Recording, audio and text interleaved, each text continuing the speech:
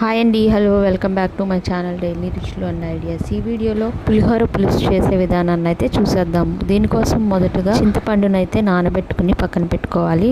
ఇప్పుడు stove on చేసుకుని oil వేసుకుని దీనిలోనికి వెల్లుల్లి రెమ్మలు, ఎండుమిర్చి, శనగపప్పు, పల్లీలు కూడా వేసుకోవచ్చు. దీనిలో నేనైతే స్కిప్ చేశాను. మినప్పప్పు, ఆవాలు, జీలకర్ర, కరివేపాకు వేసి ఒకసారి కలుపుకోవాలి.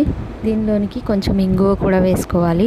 ఇప్పుడు మనం ముందుగా నానబెట్టుకున్న చింతపండును జాలితో దీనిలోనికి వేసేసుకోవాలి. ఇలా వేసేసుకుని ఒకసారి బాగా కలుపుకుని టేస్ట్కి సరిపడా సాల్ట్, అలాగే పసుపు వేసి బాగా కలుపుకోవాలి. ఇలా కలుపుకున్న దాన్ని ఆయిల్ పైకి తేలేంత వరకు ఉడికించుకోవాలి. అంతేనండి, పులిహోర పులుసు అయితే రెడీ అయిపోతుంది.